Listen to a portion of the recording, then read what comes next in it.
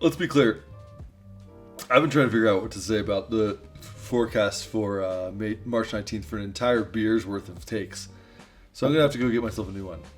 It's March 19th. My name is Yvonne Orchard with Trouts Fly Fishing. Certainly appreciate you guys tuning in. Hope you guys are all staying safe, being responsible, and all that jazz. I think I've seen it on Instagram. By the way, we're not in the office. I came home a little bit early. Snow was getting pretty bad and needed to get home, so neither here nor there.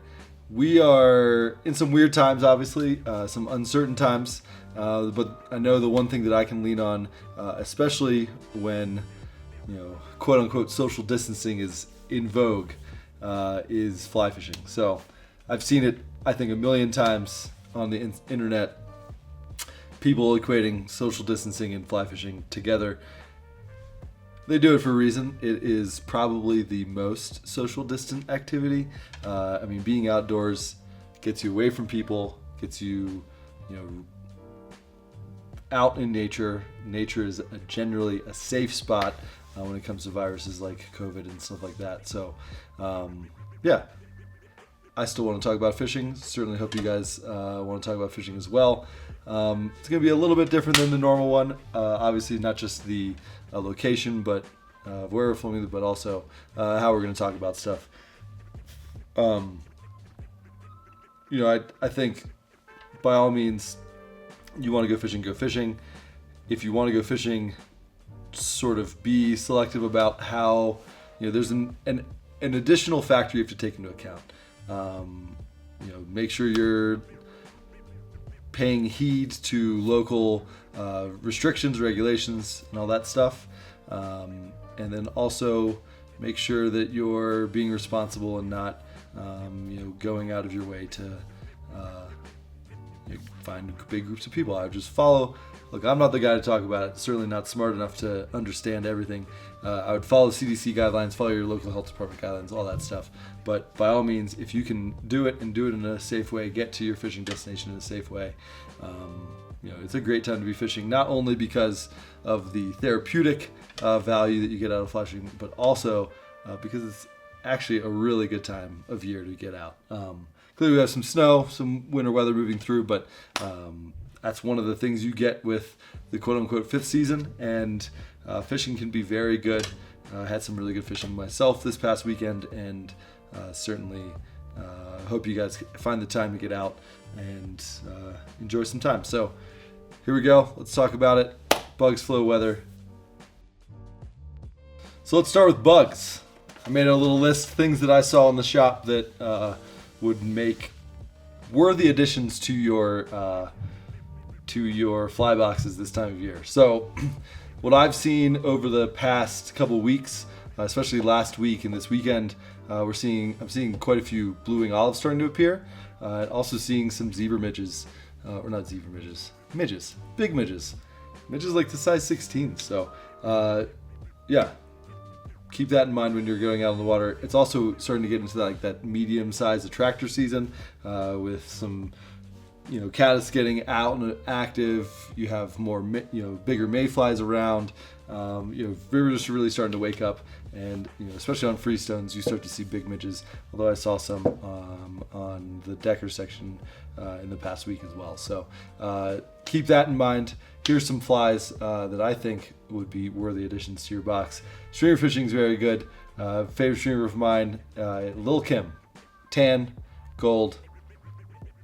You could also do olive gold or olive silver, but I went with tan. Tan's a good color, especially when you sort of get that weird mixed light, and also when you have a little bit of overwhelming sun. Some brighter colors can sort of move fish and get them super excited. So other than that, when it comes to nymphs, I said it last week, I'm going to say it again. I think the next two bugs, foamback emerger, size 18, 20, 22, red zebra midge, size 16, 18, 20, black zebra midge, 16, 18, 20, especially if you're going to the freestones. Those two bugs I would definitely have in your box. You can also put in some soft tackle stuff, whether it be the soft tackle PT, guide source hare's ear, and mix in a variety of medium-sized attractors. Obviously, your big attractors, your eggs, your patch rubber legs, your leeches. I was catching some on Mayor's mini leeches this past weekend as well. Those are worthwhile additions to your box as well. I would also put in hot belly PTs in pink, size 18, and Frenchies. Frenchies are always good. Those get down, and then you can mix in some black beauties. Black beauties size 18.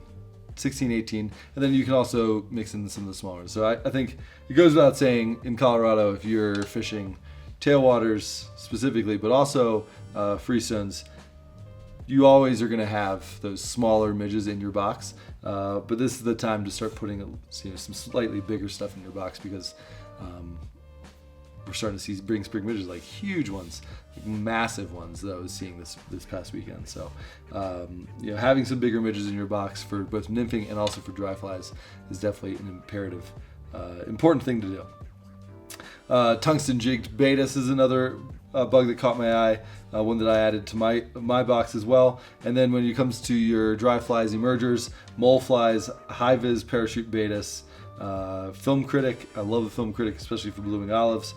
Eric's high vis midge, and back in the nymphs, beadhead emerger nymph 18 to 20. That's a good choice as well. So it's a really good time to be fishing.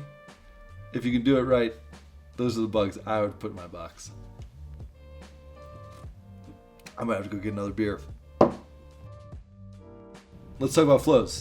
So I pulled them up here on the old computer, and things are starting to jump a little bit on some of the tailwaters along the South Platte. I'm not sure exactly why they're doing that, but you've seen some bumps on 11 Mile, Dreamstream, and Deckers as well. And then you're starting to see some daily oscillation with the freestones, which is typical for this time of year when you get low elevation snowmelt. Starting to push in the late afternoon and then through the evening, and then as it cools down, right into the night, as it cools down, you see the flow drop into the early morning and midday, and then you start to see a little bit of a bump, and that's typical for this time of year. Obviously, with some of the weather that's moving through today, and some of the weather is expected in the high country through the next week or so, you will see some, probably a little bit of a bump on a lot of those freestones, but nothing crazy. I mean, it's not. We're far from seeing spring runoff, obviously, but you will see some, added color throughout the month of March and April, as we start to remove, as the warmer temps start to remove some of that low elevation snow. So to be expected. Nice thing about some of the color that's added to the water is generally, especially on the freestones, you can use slightly bigger bugs and slightly bigger tippet, but it's not necessarily you don't necessarily have to do that, but you certainly can. It also makes for good streamer fishing, which I personally am a fan of. It's actually one of my favorite times to throw streamers. I'd throw black or yellow or tan if I were you. The Arkansas near Salida, let's see what those flows are.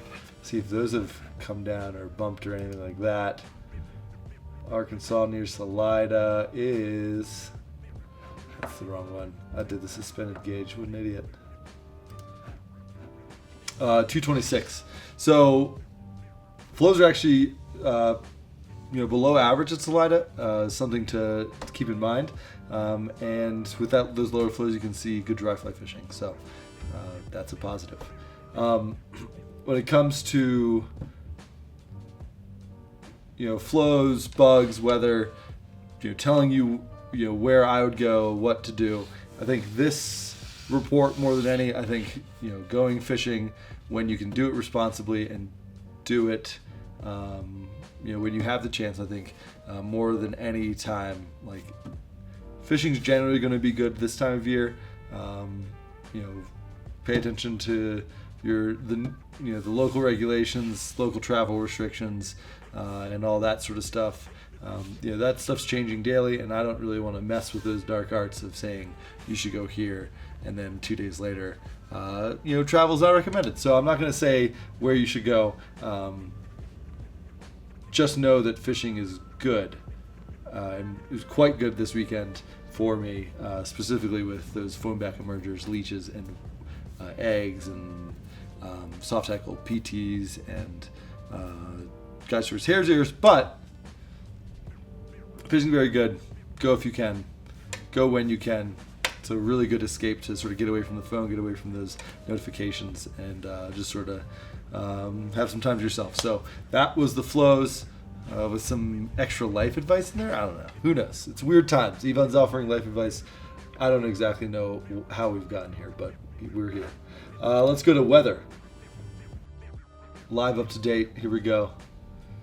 So Vail, snowing today, tomorrow, Saturday, Sunday, Monday, Wednesday, Thursday, Friday. Snowing. So that's good for snowpack, obviously. Generally, we're seeing a little bit of a colder weather. We saw some really warm weather last week, and we're seeing some colder weather up in the high country in the next week and a half or so. So that's good for snowpack. That just means fish probably get a little bit more sluggish. They'll move into a little bit slower water. They won't necessarily pack in those riffles as much, but still will be pretty active. You don't see super low temps, so they're not going to get super sluggish. And this past weekend, for the most part, a lot of the fish that I was catching were in some of the slower stuff on those deeper runs, but then I was also catching them off the bank and stuff like that as well, and also into some of the riffles, some of those little like slots along and seams on the inside, some behind rocks, like those little seams behind rocks and stuff like that. They were just feeding some of this faster stuff. I think going into the next week and a half, you're going to start seeing them maybe back off and move into some of that slower stuff. Deckers, seeing snow the next 2 days, so into Friday. Some showers, some rain showers on Saturday. Actually, Saturday, Monday, both have clouds, and you're seeing clouds into the later part of next week as well. That looks like good blue-wing olive weather, so bring your dry fly rods and stuff like that. It's actually really like late March into April, you start to get into some really good blue-wing olive fishing. So I don't love small bugs, but for some reason I love blue-wing olives, and I think it's because fish really react well to them. They've been sort of waiting for the entire winter for something other than midges to show up, and when blue-wing olives show up, they tend to get pretty excited about it. So good time of year to get out on the water and fish those small mayflies. So I almost forgot, and I apologize. I almost forgot. We have the guide shack to talk about. So I mentioned it last week.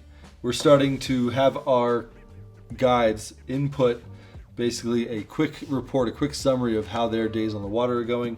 We are still doing guided trips, obviously with some changes to how those trips are run, but we're still doing guided trips, getting people out on the water to enjoy the good fishing that can be had right now. So we're starting to get a little bit of a good archive going. We're going to check out the most recent update from Deckers. It was on the 18th, so it was yesterday. This is from Josh Diller. He did an afternoon half day. So it was one of the best days he's had this spring. Bows were definitely pre-spawn mode. Fish were in riffles. Bugs were hatching. Lots of different midges. Adult caddis made an appearance. Fishing was really hot right away, but then slowed down when a storm moved through, or storm front moved through, and then hot bugs were the usual. So tan, worms, orange eggs, jujube midges, top secret midges. So it looks like they caught some good fish, some browns and rainbows. That's a positive thing. You can look on our website. If you go to our website, just scroll. So it's troutsflyfishing.com. Go to the guide report section, and then you can start to see that sort of archive of guide reports build up. So appreciate you guys tuning in. Obviously, these are unprecedented times. I don't know really how to describe it. Fishing is a good escape for me. I certainly know it's a good escape for a lot of people. Get their mind off things, relax, and sort of connect with nature and get back to it. So fishing is really good. If you can do it responsibly, do it. Listen to the CDC, listen to the local government, but if you can go fishing for a variety of reasons, one of which includes the fact that it's a really good time to fish this year. It's fifth season. It's rivers starting to wake up. So yeah, cheers to you guys. Stay safe. Appreciate you guys tuning in. We'll see you in the next one. Okay, bye.